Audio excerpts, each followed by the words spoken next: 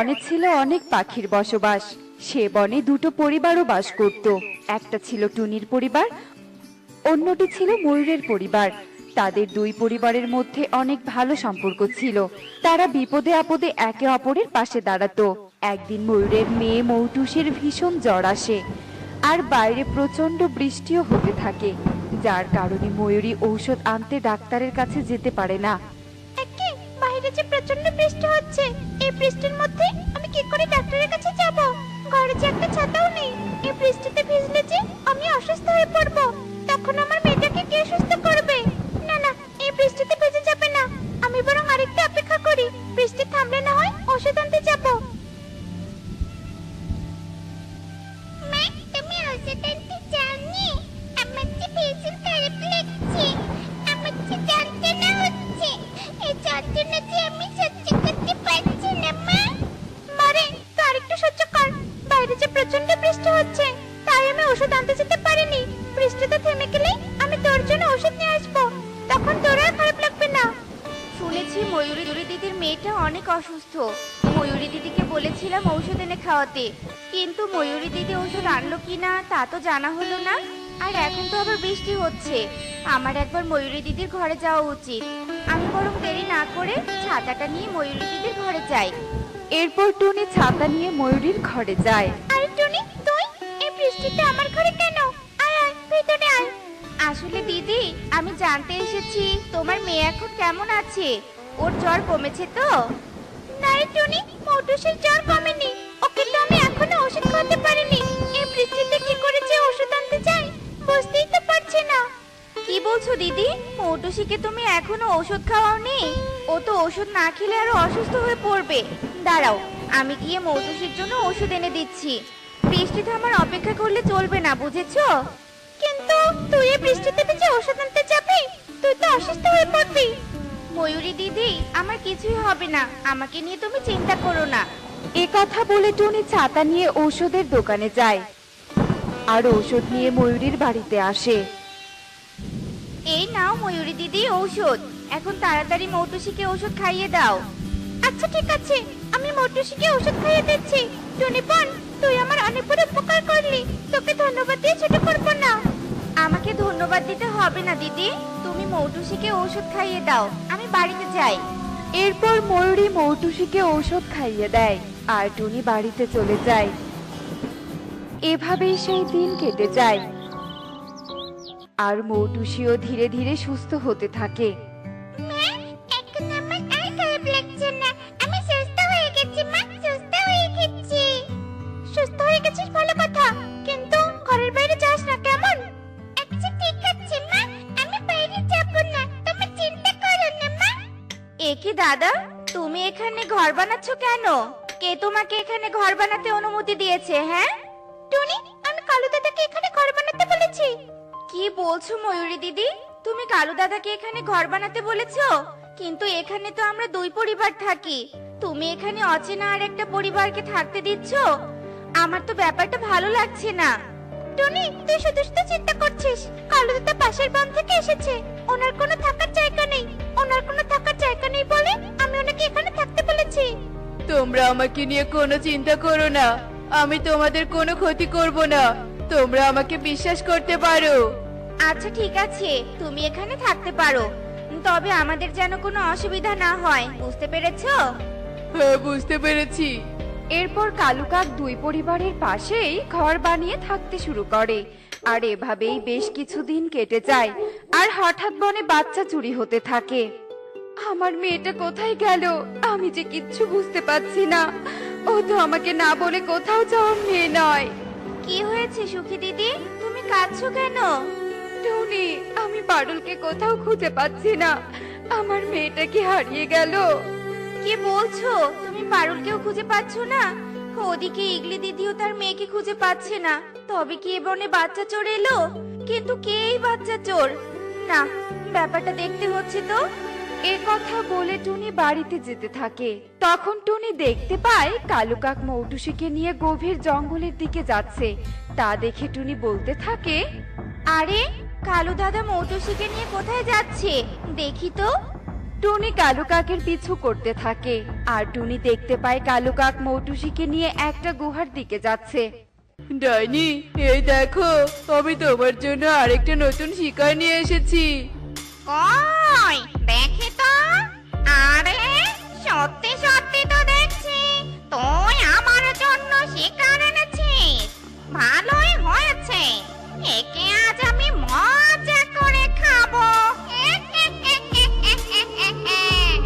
কিন্তু ডাইনি, আমার সোনার মুদ্রা কোথায়? দাঁড়া, আমি তোকে সোনার মুদ্রা দিয়ে দিচ্ছি। আমি তোকে ঠকাবো এটা ভাবিস না। না না ডাইনি, তা আমি কখনো ভাবি না। তাই তো তোমাকে বিশ্বাস করে রোজ বন থেকে বাচ্চা চুরি করে নিয়ে এসে দেই। ঠিক আছে, এই নে তোর সোনার মুদ্রা। কালু কাক সোনার মুদ্রা নিয়ে সেখান থেকে চলে যায়। ও আচ্ছা, এই ব্যাপার। কালু দাদা বনের বাচ্চাদের চুরি করে নিয়ে এসে এই ডাইনিকে দেয়। আমরা তো বুঝতেই পারিনি। কিন্তু মৌটুসিকে যে করেই হোক এখান থেকে বাঁচাতেই হবে। তারপর কালু দাদার একটা ব্যবস্থা করতে হবে। এরপর টুনি বুদ্ধি করতে থাকে কি করে মৌটুসিকে উদ্ধার করবে। আর এভাবেই বেশ কিছুক্ষণ কেটে যায় আর ডাইনি ঘুমিয়ে পড়ে। এই সুযোগে টুনি মৌটুসিকে নিয়ে সেখান থেকে পালিয়ে যায় আর মৌটুসিকে নিয়ে টুনি ময়ূরীর কাছে আসে। মৌটুসি, তুই কোথায় গিয়েছিলি? আমি তোকে যে কতক্ষণ থেকে খুঁজছি, কিন্তু তোকে কোথাও খুঁজে পাইনি। তুমি আমাকে খুঁজে পাবে কি করে মা? আমাকে তো কালু আঙ্কেল ডাইনির কাছে নিয়ে গিয়েছিল। এসব তুই কি বলছিস? আমি তো কিছুই বুঝতে পারছি না। আমি তোমাকে সবটা বুঝিয়ে বলছি ময়ূরী দিদি। এরপর টুনি ময়ূরীকে সব কথা খুলে বলে আর সব শুনে ময়ূরী বলতে থাকে, কি ওই কালু দাদা আমার মেয়েকে চুরি করেছিল? আমি তো বিশ্বাসই করতে পারছি না। টনি বোন, তোকে অনেক ধন্যবাদ আমার মেয়েকে আমার কাছে ফিরিয়ে দেওয়ার জন্য। আমাকে ধন্যবাদ দিতে হবে না। আমি তো শুধু মৌটুসিকে বাঁচাতে পেরেছি, আর অন্য বাচ্চাদের যে আমি বাঁচাতেই পারিনি। টনি, সব হয়েছে আমার জন্য। আমি কালু দাদাকে বিশ্বাস করে আমাদের বনে জায়গাটা ঠিক করে নি। আমি এক্ষুনি কালু দাদাকে এ বন থেকে তাড়িয়ে দেব। হ্যাঁ দিদি, তুমি তাই করো। কালু দাদা, তুমি এত বড় বিশ্বাসঘাতক পাখি আমি আগে জানতাম না। তোমাকে বিশ্বাস করে আমার ভুল হয়েছে। টুনি ঠিকই বলেছিল অচেনা কাউকে জায়গা দিতে নেই, কিন্তু আমি তো বুঝতে পারিনি। তাই আমার এত বড় সর্বনাশ হতে যাচ্ছিল। কালু দাদা, তুমি এক্ষুনি এই বন থেকে চলে যাবে। এই বনে কোনো চোরের জায়গা নেই, বুঝতে পেরেছো? চোর মানে? কে চোর? কাকে তোমরা চোর বলছো? এমন ভাব করছো যেন ভাজা মাছটা উল্টে খেতে জানো না। তুমি নিজে সবটা স্বীকার করবে নাকি আমি পুলিশ ডাকবো? না না, দয়া করে তোমরা পুলিশ ডেকো না। আমি সবটা স্বীকার করছি। আসলে আমি এবনে বাচ্চাদের চুরি করেছি। তোমরা আমাকে ক্ষমা করে দাও। আমি আর এমন ভুল কখনো করব না। আমরা তোমাকে ক্ষমা করতে পারবো না। তুমি এ বন থেকে চলে, এখানে তোমার কোনো জায়গা হবে না। এরপর কালু কাক টুনিদের বন থেকে অন্য বনে চলে যায় আর এরপর থেকেই বনের পাখিরা সুখে শান্তিতে বসবাস করতে শুরু করে। দেখলে তো বন্ধুরা, সবাই বিশ্বাসের মূল্য দিতে জানে না। তাই জেনে বুঝে এমন কাউকে বিশ্বাস করা উচিত যে তোমার বিশ্বাসের মূল্য দিতে পারবে। এমনই সব মজার মজার শিক্ষণীয় টুনি পাখির গল্প দেখতে আমাদের সাথেই থেকো। আর গল্পগুলো কেমন হয়েছে তা কমেন্টে জানাতে ভুলো না কিন্তু। Bye bye. ছেড়ে দে, ছেড়ে দে। ছাড়, ছাড় বলছি। সব ধ্বংস করে দিব। ছাড়। বিকেল থেকেই শুরু হয়েছে মেঘের গর্জন, সাথে ঝড়ো হাওয়া। চৈত্র শেষে বৈশাখ মাস পড়তেই এমন কালবৈশাখের ঝড় শুরু হয়েছে। বনের পাখিদের ঘরে ঘরে বাল্বের বদলে জ্বলছে কুপি আর কেরোসিনের দেয়া হারিকেন। তুই প্রতিদিন বিকেল হলে এমন ঝড় বৃষ্টি হয়, একটু মাঠে খেলতে যেতেই পারি না। এভাবে ঘরে থাকতে আমার একদম ভালো লাগে না। টুকি, জানালায় দাঁড়িয়ে কি করছিস মা? বৃষ্টি দেখছিস? শুধু বৃষ্টি দেখলে হবে? দুদিন পর যে পরীক্ষা, সেদিকে কোনো খেয়াল আছে? এখন বৃষ্টি দেখা বাদ দিয়ে পড়তে বস। মা, কি করে পড়বো? ঝড় বৃষ্টির জন্য তো লোডশেডিং হয়ে গেছে। লোডশেডিং হয়ে গেছে তো কি হয়েছে? হারিকেনের আলো তো আছে। হারিকেনের আলোতে পড়তে বস। আচ্ছা ঠিক আছে মা। এরপর টুকি হারিকেনের আলোয় পড়তে বসে। তোতা তোতা দরজাটা খোল তো। আরে কালু, তুই এই ঝড় বৃষ্টির দিনে কি মনে করে? আয় আয়, আগে ঘরে আয়। টিয়ে ঘরে নেই? টিয়ে তো বাপের বাড়িতে গেছে। কিন্তু তুই এই সময়ে কিছু দরকার আছে? দরকার তো একটু আছে। মদন কাকুর আম বাগানের তো সব আম পেকে গেছে, আর ওই বাগানে তো তেমন কেউ যায় না। এই ঝড়ে নিশ্চয় অনেক আম পড়েছে। চল আম বাগানে গিয়ে আম কুড়িয়ে নিয়ে আসি। এখন তো বাজারে আমের অনেক চাহিদা, ভালো টাকা পাওয়া যাবে। কিন্তু ওই আম বাগানে তো কেউ যায় না। শুনেছি ওই আম বাগানে নাকি ভয়ানক কিছু আছে। ওইসব মিথ্যে কথা, আমি এসব বিশ্বাস করি না। আসলে কেউ যাতে আম নিতে না পারে তাই জন্য এসব মিথ্যে কথা বনে ছড়িয়ে দিয়েছে। এখন তুই কি যাবি আমার সাথে? কিন্তু ভিতর ডিম কোথাকার, থাক, তোকে যেতে হবে না, আমি একাই যাব। আর আম বিক্রি করে অনেক টাকা পাবো। তখন তুই হা মিলে তাকিয়ে সবটা দেখিস। কালু দাঁড়া, আমিও যাব।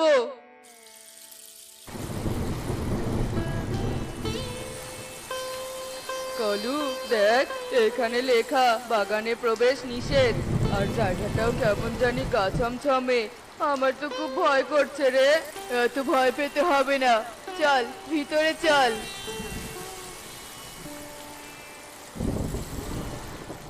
তোতা তাকিয়ে দেখ, কত আম। বৃষ্টি তো কমে গেছে, তাড়াতাড়ি আম কুড়িয়ে নে। সত্যি রে কালু, এখানে তো অনেক আম। তোর কথা এখানে এসে ভালোই করেছি। এসব আম বাজারে বিক্রি করলে ভালো টাকা পাওয়া যাবে। এরপর তারা আম কুড়াতে শুরু করে। আর কিছুক্ষণের মধ্যেই তারা 2 বস্তা আম কুড়িয়ে নেয়। আর হঠাৎ কালু আর তোতার চোখ যায় এক বিরাট আম গাছের ওপর। তোতা, আমি যা দেখছি তুইও কি তাই দেখছিস? এটা কি সত্যি সোনা?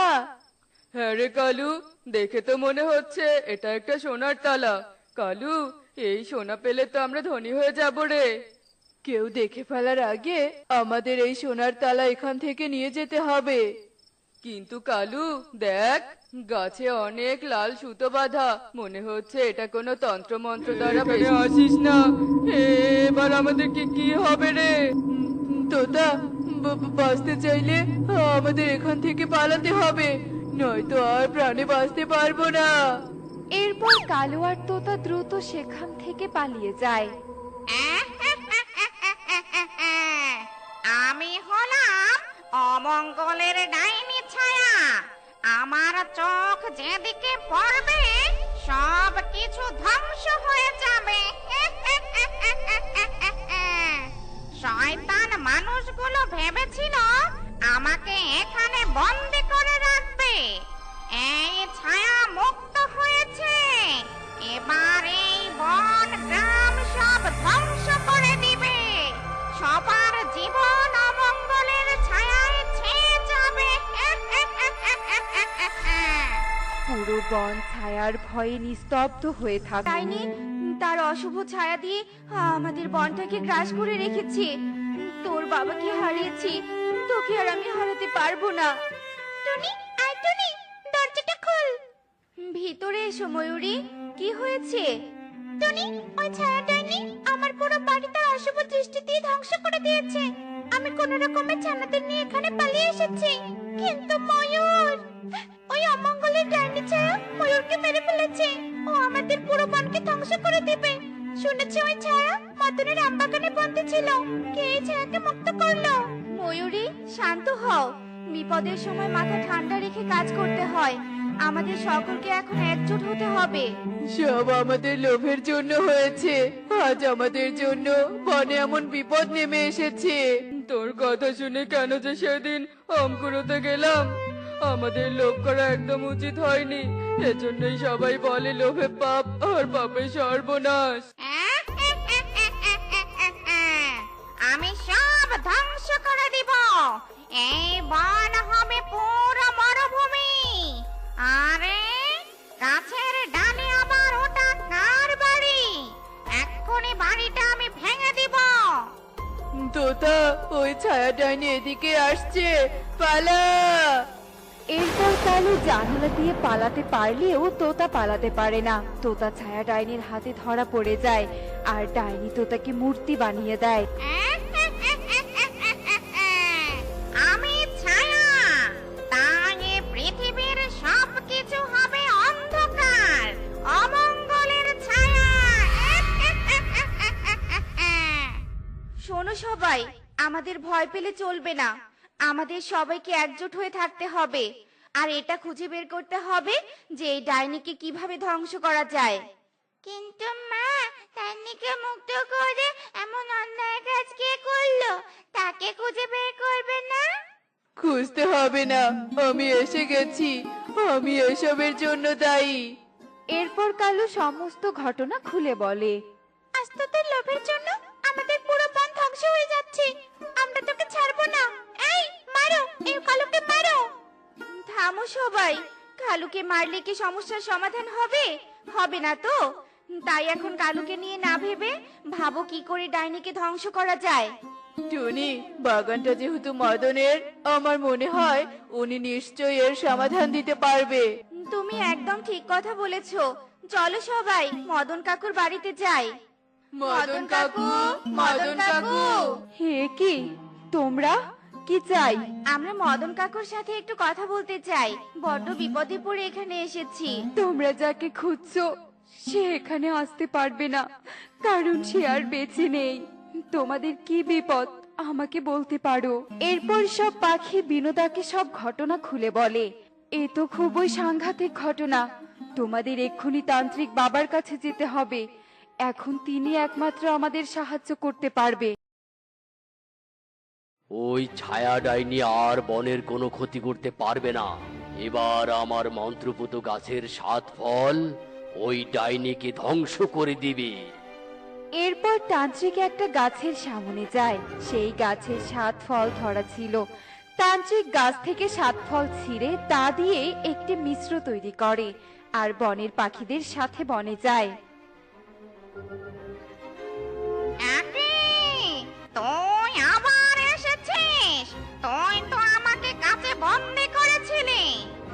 আগে তো তোকে বন্দি করেছিলাম, এবার তোকে ধ্বংস করব, ধ্বংস। এরপর তান্ত্রিক 7 ফলের মিশ্রণ ছায়া ডাইনির ওপর ছিটিয়ে দিতেই ডাইনি ধ্বংস হয়ে যায়, আর পুরো বন ডাইনির অমঙ্গলের হাত থেকে রক্ষা পায়। দেখলে তো বন্ধুরা, লোভের পরিণাম কতটা ভয়াবহ হয়। লোভ আমাদের জীবনকে ধ্বংস করে দেয়। প্রয়োজনের তুলনায় আমাদের অতিরিক্ত লোভ করা উচিত নয়। এমনই সব মজার মজার শিক্ষণীয় টুনি পাখির গল্প দেখতে আমাদের সাথেই থেকো। আর গল্পগুলো কেমন হয়েছে তা কমেন্টে জানাতে ভুলো না কিন্তু।